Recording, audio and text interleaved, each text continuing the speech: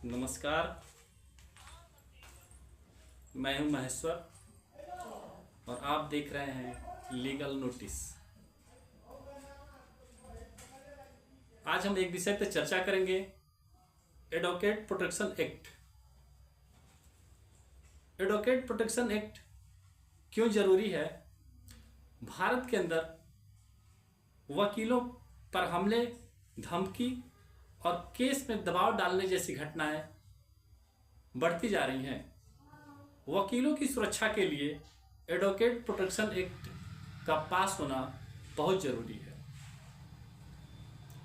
कई सालों से यह एक्ट लटका हुआ है और भारत के सारे वकील मिल करके बहुत सारी कोशिश करते भी रहते हैं कि इस एडवोकेट प्रोटेक्शन एक्ट को पास किया जाए ताकि वकीलों की सुरक्षा सुनिश्चित हो सके। वकील एक आम व्यक्ति होता है जो किसी भी व्यक्ति का समस्या को दूर करता है, उनके मुकदमे को लड़ता है, दूसरे की टेंशन को वकील खुद लेता है और उस व्यक्ति को न्याय दिलवाने का काम करता है। लेकिन भारत जैसे देश में वकीलों की सुरक्षा के लिए किसी भी प्रकार का प्रोटेक्शन एक्ट नहीं बना हुआ है। इसी नाते जरूरी हो जाता है कि भारत में वकील या सारे वकीलों की सुरक्षा के लिए एडवोकेट प्रोटेक्शन एक्ट पारित हो। भारत में केवल राजस्थान ही एक ऐसा राज्य है जहां पे वकीलों की सुरक्षा के लिए राजस्थान एडवोकेट प्रोटेक्शन एक्ट 2023 में पास किया गया था, जिसमें इस एक्ट के तहत अगर वकीलों पे किसी भी प्रकार का हमला होता है, उनके ऊपर धमकी दी जाती है या उनके केस में दबाव डालने जैसी अगर घटना होती है तो राजस्थान में ये गैर जमानती वारंट है और इस प्रकार के वारंट में, इस प्रकार के एक्ट में आपकी जमानत नहीं होगी। और इसमें क्या है कि अपराधी के ऊपर 2 से 10 साल की सजा है और उसको 50,000 से लेकर के 5 लाख तक का जुर्माना भी लगाया जा सकता है। केवल वकीलों की सुरक्षा का ये एक्ट केवल राजस्थान में पारित है, बाकी पूरे देश में किसी भी राज्य में इस प्रकार का कोई एक्ट नहीं पारित किया गया है। भारत में डॉक्टरों के लिए, भारत में पुलिस के लिए, सबके लिए, भारत में सरकारी कर्मचारियों के लिए सुरक्षा एक्ट पारित है, लेकिन वकीलों की सुरक्षा के लिए किसी भी प्रकार का कोई एक्ट पारित नहीं किया गया। जो वकील दूसरे के लिए न्याय दिलवाता है, जो वकील संविधान का पालन करवाता है और दूसरे के लिए मुकदमा लड़ता है, उसके खुद के लिए, उसके परिवार के लिए किसी भी प्रकार का सुरक्षा का कोई बंदोबस्त संविधान में नहीं किया गया है।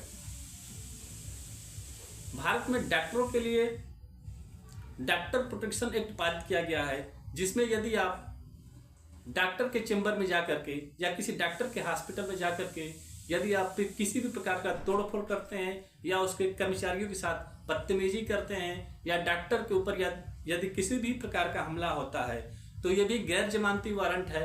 आपको 3 साल से लेकर के 7 साल की सजा हो सकती है और आपके ऊपर 50,000 से लेकर के 5 लाख रुपए तक का जुर्माना लगाया जा सकता है। इस प्रकार का एक डॉक्टरों के लिए बनाया गया है। और भारत में पुलिस के लिए भी पुलिस प्रोटेक्शन एक्ट तो नहीं है, लेकिन पुलिस के लिए, पुलिस की सुरक्षा के लिए कई प्रकार की धाराएं संविधान में बनाई गई हैं। पुलिस की सुरक्षा के लिए आईपीसी 353, आईपीसी 332 और आईपीसी 186 बनाया गया है, जो पुलिस की सुरक्षा के लिए होता है। पुलिस क्या पब्लिक सर्वेंट पर हमला, इस प्रकार का एक्ट भी बनाया गया है। और भारत और उत्तर प्रदेश में तो पुलिस की सुरक्षा के लिए गैंगस्टर एक्ट पारित है। यदि पुलिस के ऊपर यदि आप हमला करते हैं तो आपके ऊपर गैंगस्टर एक्ट लगाया जा सकता है, आपके ऊपर एनएसए भी लग सकता है और आपके ऊपर गुंडा एक्ट भी लग सकता है। लेकिन इस प्रकार का किसी भी प्रकार का कानून वकीलों की सुरक्षा के लिए नहीं बनाया गया है। जो वकील आपके मुकदमे की पैरवी करता है, आपके लिए अपने जी जान लगा करके आपकी लड़ाई खुद लड़ता है, उसकी खुद की सुरक्षा के लिए किसी भी प्रकार का संविधान में कानून नहीं पारित किया गया है। चलिए ले चलते एक घटना की ओर, जिसमें हम बताएंगे कि ये एडवोकेट प्रोटेक्शन एक्ट इतना जरूरी क्यों है। हमारे किसी भी वीडियो में सभी प्रकार का नाम, व्यक्ति का नाम काल्पनिक होता है, लेकिन आज हमारे वीडियो में व्यक्ति का नाम, जगह का नाम, सभी नाम वास्तविक नाम मैं आपको बताऊंगा, जिसमें किसी भी प्रकार का काल्पनिक बातें नहीं होंगी। एक सच्ची घटना जो मेरी आंखों देखी घटना है और सही नाम के साथ मैं आपको बताना चाहूंगा। तो मैं आपको ले चलता हूं देवरिया की कचहरी में, जिसमें एक ऐसी घटना हुई जिसने सारे वकीलों के दिल को झकझोर के रख दिया। देवरिया की कचहरी में दोपहर 1 बजे एक भरण पोषण का मुकदमा चलता है, जिसमें दशरथ और उनकी पत्नी राधिका के बीच में परिवार न्यायालय में मुकदमा चलता है। दशरथ के तरफ से वकील होते हैं वाचस्पति पांडे, और उनके दशरथ की पत्नी राधिका जो दशरथ के ऊपर मुकदमा की रहती हैं। तो राधिका और उनका एक पुत्र पवन, दोनों पुत्र और माँ और बेटे कचहरी में पहुंचते हैं, और कचहरी में पहुंचने के बाद से पवन और उसकी माँ राधिका देवी दोनों अपने विरोधी वकील, जो उनके विरोधी वकील वाचस्पति पांडे होते हैं, उनके केबिन में पहुंच जाते हैं, जहां पे वकील का दफ्तर होता है, जिसको आप दफ्तर बोलते हैं, तख्ता बोलते हैं या केबिन बोलते हैं। वहां पे दोनों माँ और बेटे पहुंच जाते हैं और उनके ऊपर दबाव बना, किसी बात को लेकर के दबाव बनाते हैं या मुकदमा छोड़ने की धमकी देते हैं। तो वाचस्पति पांडे जी राधिका और उसके पुत्र पवन को बोलते हैं कि तुम लोग हमारे केबिन से चले जाओ, तुम लोग यहाँ से हट जाओ। इसी बात से गुस्सा होकर के पवन जो है, जिसके दाहिने हाथ में एक स्टील का कड़ा होता है, उस कड़े से और काफी जोरदार प्रहार जो है वाचस्पति पांडे के मुंह और नाक पे कर देता है। वाचस्पति पांडे वहीं कचहरी के परिसर के अंदर ही अपने केबिन के पास वहीं गिर जाते हैं। इतना तेजी से प्रहार होता है कि उनके नाक और मुंह पे कई जगह चोटें लग जाती है, खून बहने लगता है और वह वहीं गिर जाते हैं। वहीं बगल में खड़े एक सहयोगी अधिवक्ता दीपक पांडे भी उनको जाकर के सहयोग करते हैं, जिसमें पवन जो लड़का होता है वह उस स्टील के कड़े से उनके सर के ऊपर भी प्रहार करता है, जिससे उनका सर फट जाता है और उनके सर से भी खून बहने लगता है। आप विचार कर सकते हैं कि देवरिया कचहरी के अंदर वकीलों के ऊपर एक व्यक्ति घुस करके हमला कर देता है, कितनी बड़ी ये निंदनीय बात होती है और कितना बड़ा ये जघन्य अपराध होता है। उसके बाद वो कचहरी के सारे वकील मिल करके उस अपराधी को, जिसका नाम पवन है, उसको पकड़ लेते हैं और थोड़ा बहुत उसको मार पिटाई होती है।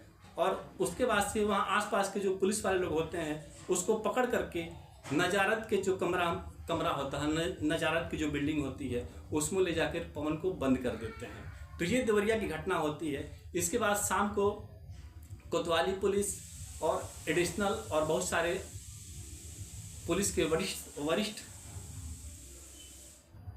वरिष्ठ अधिकारी कचहरी में पहुंचते हैं और पवन को और उसकी मां को गिरफ्तार करके कोतवाली में लेके जाते हैं। तो मैं घटना के तरफ आपको ले जाकर ये बताना चाहता हूं कि अधिवक्ता प्रोटेक्शन एक्ट भारत के अंदर कितना जरूरी है। यदि वकील किसी दबाव में काम करेगा, वकील अगर डर करके काम करेगा, तो वह आपको न्याय किस आधार पर दिला सकता है। तो मैं भारत सरकार से और उत्तर प्रदेश सरकार से और सभी लोगों से ये विशेष रूप से आग्रह करूंगा कि अधिवक्ता प्रोटेक्शन एक्ट भारत में बहुत जरूरी है। यदि न्याय के तंत्र को आप जिंदा रखना चाहता है और यदि आप चाहते हैं कि वकील बिना किसी डर के अपने मुवक्किल को न्याय दिलवावे, तो इस एक्ट को पास करना बहुत जरूरी है। तो मैं सबसे निवेदन करूंगा और भारत के वकीलों से भी निवेदन करूंगा कि अधिवक्ता प्रोटेक्शन एक्ट को जल्दी से जल्दी पास हो, इस पे विचार करें, इसके लिए कोशिश भी करें। और सरकार से भी मैं निवेदन करूंगा कि वकीलों की सुरक्षा के लिए कड़ा कानून बनाए जाए, जिससे व्यक्ति के अंदर या किसी अपराधी के अंदर ये डर का माहौल बने कि यदि हमने वकील के ऊपर हमला किया तो हमें तुरंत सजा हो सकती है। नमस्कार।